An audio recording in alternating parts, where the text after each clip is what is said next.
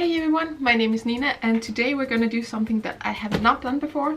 Well, that's not true. I have painted before but not on camera, so for me this is new, making videos about painting. And I've got this box here from AssetDrop, not sponsored or anything, and this is quite old. It says August on it, so I guess it's the August box, and I actually got it like in November or something. And you know how it goes with Warhammer and stuff, you just put it somewhere and think, oh, I'll definitely paint that. And we're in January now, late January 2020, and now is the time. Now I will actually paint this. I don't know what's in it, I haven't checked, so I'm gonna unbox this, we're gonna see what's in it, and then hopefully I can create something worth looking at. I don't know, but let's get to unboxing this before I just ramble on forever. I love unboxing things, it's just the best thing ever, isn't it?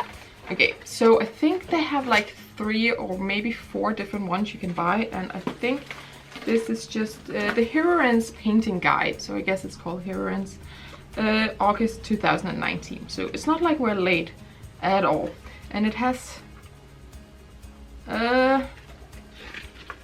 okay, it has painting instructions for the cape, her green cape. I like that. I mostly got this box because I wanted something to take me a little bit outside of my comfort zone, I guess, with painting, because I've been painting for maybe 3 years on and off. And I mean, it's okay. I don't feel like I'm improving a whole lot, but I also don't paint a whole lot, so I guess that's fine. We'll open this here. Okay, so I can't really show you guys at the same time because right now I only have one camera. So this is what's in the box. I love that you always get like a ton of this when you unbox things. I also get a lot of book subscription boxes, and it's a lot of this. But oh, we have some grass green matte. I guess it's some paint. Yeah. We have pine green matte and another one that's called lime green. Okay, green colors is very good because I actually don't have a lot of green, so green paint, super fan of that. We have some grass, some turfs here, which also like that. There's also candy. Hey, that's cool. Candy, yay! I did not expect that. Candy makes me happy. Then we have some mushroom things here. We have a base. This is actually super cool. We have a base for our model, and then we have the model itself, which needs to be assembled, of course, which I guess is some sort of hero. It's called the Shieldwall Carys. Okay, from Darklands. I've never worked with this brand before, but it looks pretty cool. Let's assemble this. I don't think I'm gonna do that on camera because you guys probably know how to cut a few pieces and slap on some glue, you know? But I'll be right back, ready to paint something for you guys. Okay, so I managed to put the model together, and I have to say, like, this was not the easiest thing to do ever. The pieces themselves were pretty well made. There's not a whole lot of mold lines or anything like that. But actually gluing the pieces together turned out to be quite of a hassle. I went with my Citadel plastic glue that I normally use for minis, and I don't know if my glue has gone bad or whatever happened. I did try to shake it up a bit more and whatever, but no matter how long I kept the pieces together, whenever I let go, the leg just kept falling off. So I did what I normally do, which I know probably is a bit of a girly way to do this, but I went with nail glue.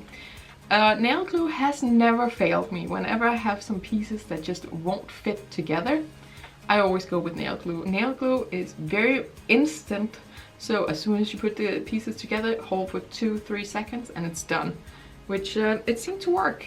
Like, now it's stuck together forever, so that's pretty good. I also spray primed my model. In the tutorial it says that they went with black primer, but I can't find mine, so I went with the Wraithbone from Citadel, which is light grayish, and I am a huge fan of using that color because it's not bright white, but it's very nice to paint on top of. Lighter colors go on really well. And yeah, I also went with sub assemblies. I have 4 pieces here. I have most of her body, her head, legs, stuff like that. The cloak, which is the main piece that we're gonna focus on because that's what the tutorial is telling us about. Then I have her shield, and then her other arm, because this arm is supposed to kind of rest upon the cloak when she's assembled fully, so gluing this on before the cloak would be a bit of a hassle, and I am just a sucker for sub-assembly, okay? I have everything in sub-assemblies all the time, which is in general a very bad idea for people like me because I never finish my projects. So 5 years later, when I want to, I don't have the guide how to assemble and I have 10 million pieces everywhere. But you know, that's just me, I guess. Maybe someone else. Leave a comment below. Do you do this too? Because I can't be the only one. Please tell me I'm not the only one doing that. Anyway, we're gonna paint the cloak to begin with. So let's get painting. Okay, so I've tried to set this up so you guys can see what I'm doing. I don't know if it's gonna work at all, but we'll see, I guess. I have the tutorial here. I read it while I was trying to glue the pieces together, and we're supposed to use a glazing method here with the 3 paints. And as I said before, they primed black, but we went with gray, so hopefully we'll just get a more vibrant kind of color. I also checked out the base here, which actually seems to be really nice. It's a bit heavy, so I wouldn't use it like this base for many models in a whole army, because I think that would be super heavy to carry around. But for a display piece, this would be really cool. I think it was from a company called tabletopart.eu, and I think I will definitely try to check out what they have, because it looks really cool, and it would be cool for some of my Sylvaneth, I think, maybe, hopefully. And before any of you guys ask what brushes I use, I have a wide variety here of some army painters and a lot of AliExpress, actually, because we can get a lot of brushes for not a lot of money, and they're actually pretty good quality. I normally buy these instead of Army Painter or Citadel or something like that, because they do seem to last the same amount of time for me. But we have our cloak here. So the tutorial says to mix 2 drops of the grass green color with 2 drops of lime green and then 1 drop of water. So I am so bad at following recipes. I'll shake it up a bit. I've never tried this company before. It's called Instar, but let's go. 2 drops of grass, 1 and 2. It's very nice way to dispense the paint. Is that what it's called? I don't know. And 1 lime green. I'm very happy it's green colors because I really don't have a lot of greens. For some reason I have a lot of reds and blues and whatever. Okay, so we got a nice greenish color here, and we're supposed to apply this to the whole cape area with several coats. Okay, 2 thin coats, isn't that what you normally go with? So let's do this. I am not the best painter, so I'm a little nervous doing this on camera, I have to say. But I don't think you guys can see too much detail, so I think we're gonna be fine.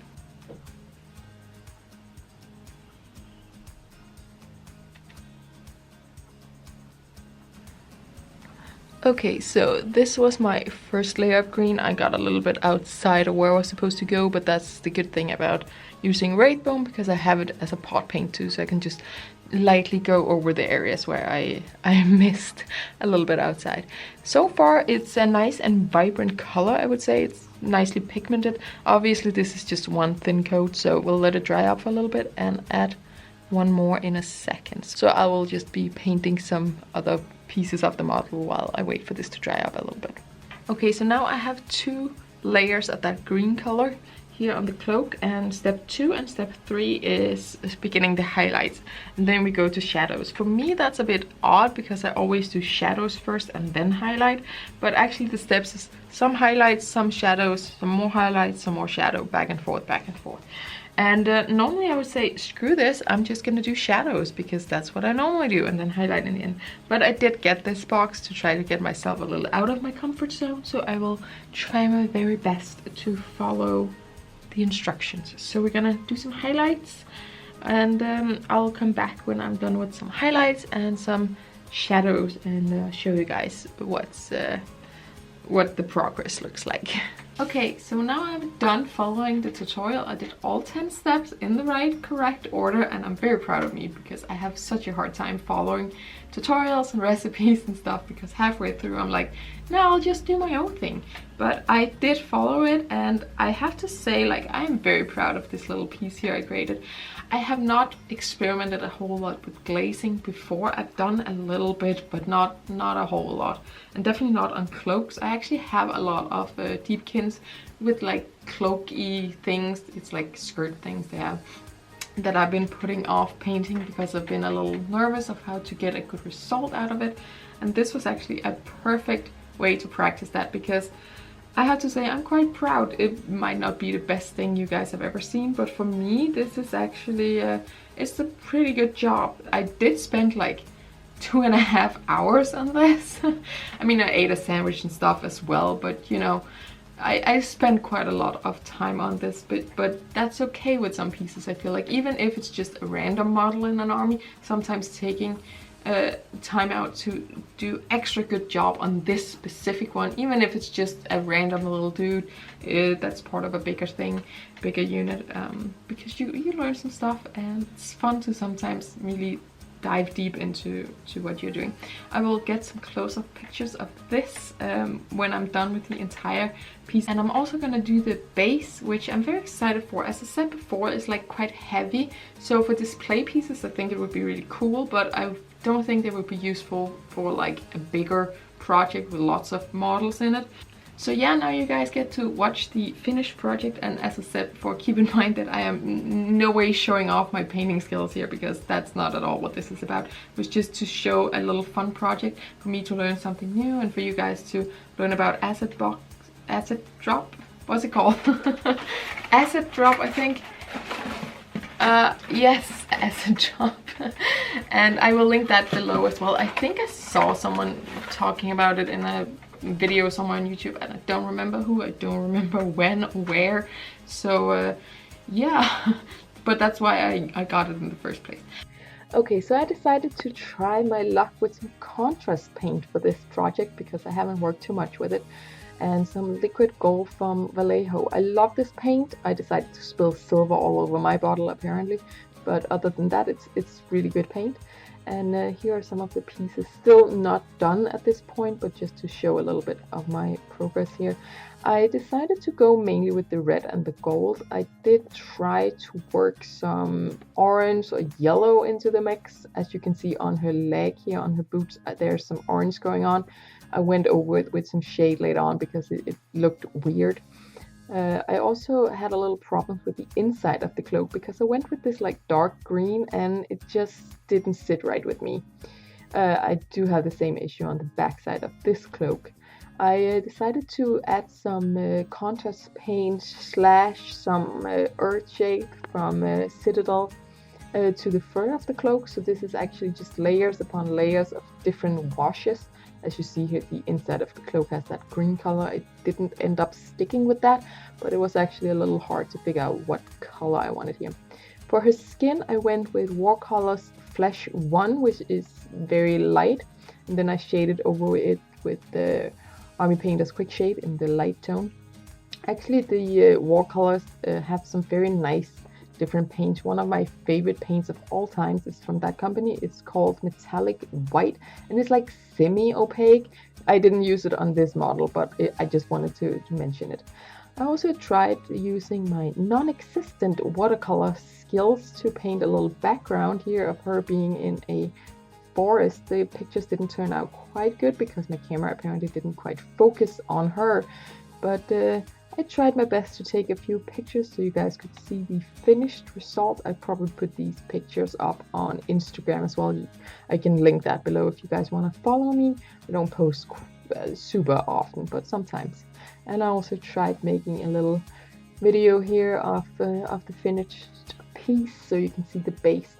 I did add in some orange and yellow here just to add a pop of color, and I did decide to go with green leggings for her. I did quite like this model. It didn't have a lot of bare skin. A lot of female models normally have that, but I decided that she was wearing leggings because it just seemed weird to have like naked thighs and a lot of armor on. So she got green leggings, and overall this was a super fun project. I really enjoyed making it. I really enjoyed finishing a whole little display piece here. And I actually already ordered myself a new box from this company, so there will definitely be one more video with this later on. hope you guys enjoyed this video. If you did, please leave me a comment if you have any constructive feedback, because as I said in the beginning, I don't do painting videos at all. This is the first time, and it seems to be fun to record it. I hope it's good when I edit as well. So any constructive feedback is very much appreciated. Thank you for watching. Bye.